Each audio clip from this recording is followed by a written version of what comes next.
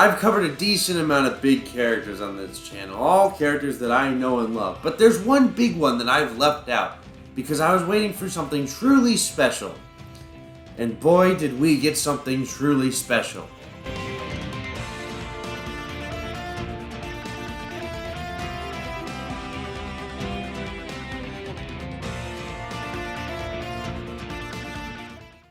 That cannot be good for the environment.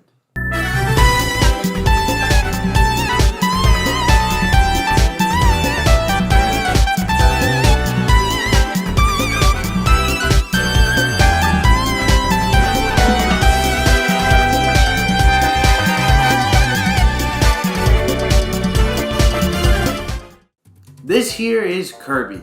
You probably knew that already. Kirby is the perfect example of simple yet effective. I mean, just look at him. He's so squishy. Now, Kirby wasn't a character I was too familiar with until Kirby's Epic Yarn. I remember asking for this for Christmas because the little yarn guy could turn into a tank.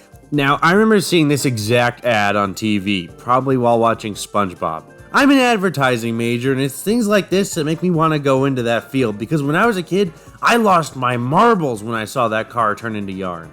But Epic Yarn introduced me to the Kirby series, and it'll always be special to me for that. But it's not the only special Kirby game to me. In 2016, Planet Robobot came out here in America on my birthday, which was a pretty nice surprise because in 2016 I was 14 and had no money. But since it released on my birthday, that means I get it at launch as a gift. I loved Planet Robobot, and it was my favorite Kirby game for a good while. In my opinion, this was the best 2D Kirby game with probably one of my favorite Kirby copy abilities. But there's one thing on this game that's very important for what we're going to talk about today. It's pretty much a Kirby staple to include various mini-games to go alongside with the main game, and most of the time, like Kirby Fighters, it gets released as a full game, well, in recent years. But what's important today is Kirby 3D Rumble. Kirby 3D Rumble is one of Planet Robobot's mini-games, and it threw Kirby into a full 3D spin-off game. But 3D was new for Kirby. Now, Kirby 3D Rumble was by no means a full 3D platformer, but it was really neat to see how the character worked in 3D. But we'll get back to 3D in a minute. Anyway, in 2017, a brand new Kirby game was announced for the Switch, and everyone was excited.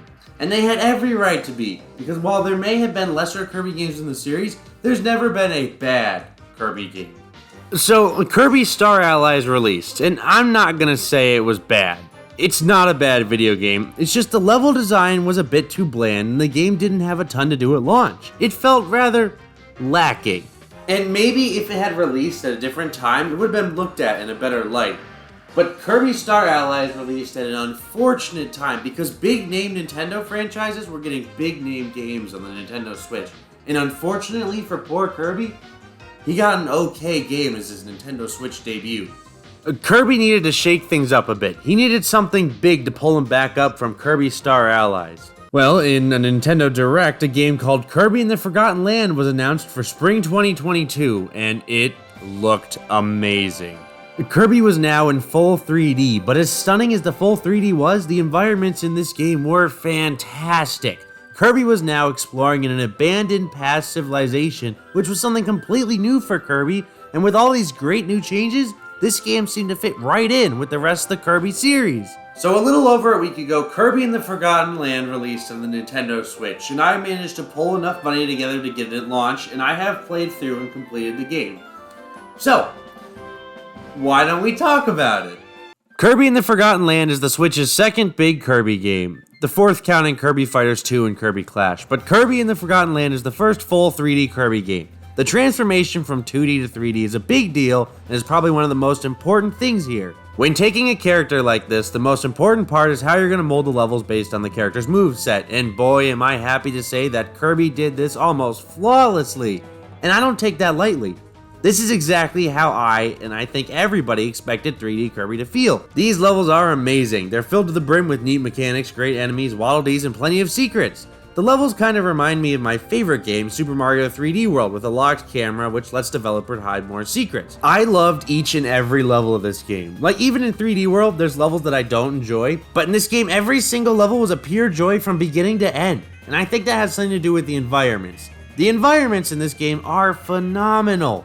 They throw Kirby into an abandoned civilization, which was such a cool idea, and I didn't see it coming. I don't think anybody saw it coming, but it was executed so well. Each level feels so immersive, and even if the environments are old and run down, Kirby brings his happy little energy to make each and every level feel like a joy.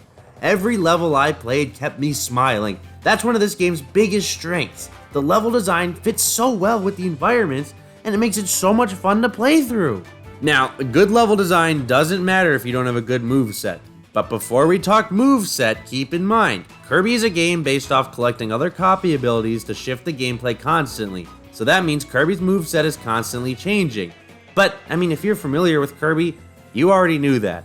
But anyway, Kirby can only hover for a limited time in this game, unlike the others where he can just keep going, fly up in the air and dodge all the obstacles below, which makes me constantly think anytime I'm playing a new Kirby game, it's gonna be a cakewalk. And, I mean, Kirby's not hard, but some of them can be pretty challenging. But now they can only hover for a limited time, it does add a little bit more challenge. He can also only hover so far off the ground, which adds an extra level of depth to the game, making it easier for developers to throw in little challenges. Now, as for the copy abilities, Kirby's main thing, there's a couple new ones here, but I don't want to go too in depth with the copy abilities because the fun part is using them yourself. What I will say is most of them are pretty good. Not all, but most. Okay, sorry, I could literally go on and on about the level design in this game because it was so good. But I guess we better move on to something else.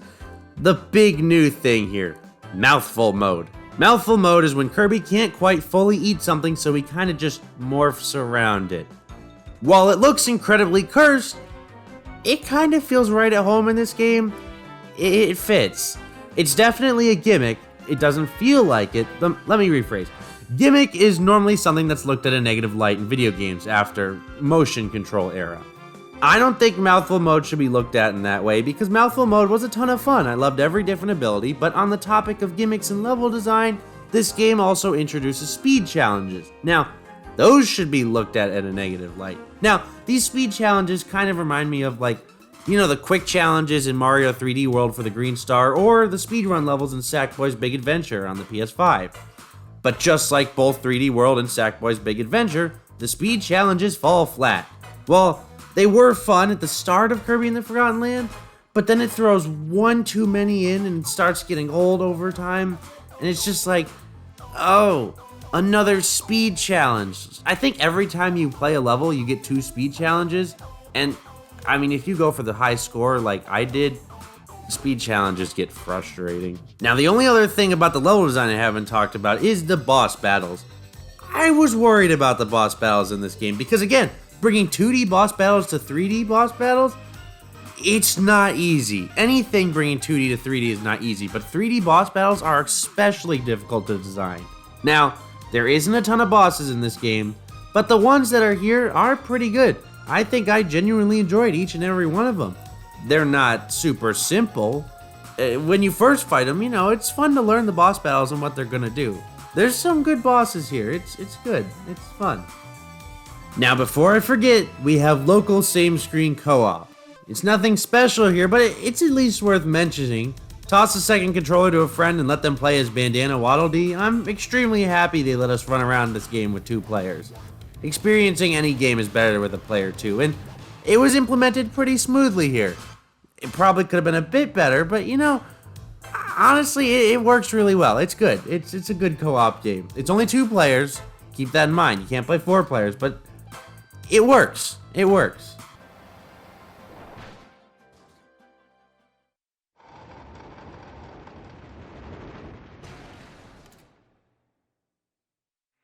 Overall, Kirby and the Forgotten Land was an amazing 3D platformer and an almost near perfect shift from 2D to 3D. It was exactly what the Kirby series needed to shake things up a bit. I sure am looking forward to future Kirby games. Honestly, this game made me love Kirby even more than I already did. I liked Kirby games a lot, but this one was a ton of fun and it was just pure joy from beginning to end. This one seriously shot up to my top 5 favorite video games of all time. I loved every second of this game, other than the speed challenges, and I would highly recommend it to literally anybody. It's a happy, user-friendly experience. It's just pure, simple fun. It's Kirby. Now, this probably isn't the last time I'll talk about this game, but for this review, I wanted to keep it a bit shorter because I wanted to keep it spoiler-friendly. I have a lot more to talk about, like your companion Alivel. Love that little buddy. But I just wanted to keep it spoiler-free and just a happy, nice, overall first impressions review type of thing, because I loved this game, and this definitely won't be the last time I talk about this one.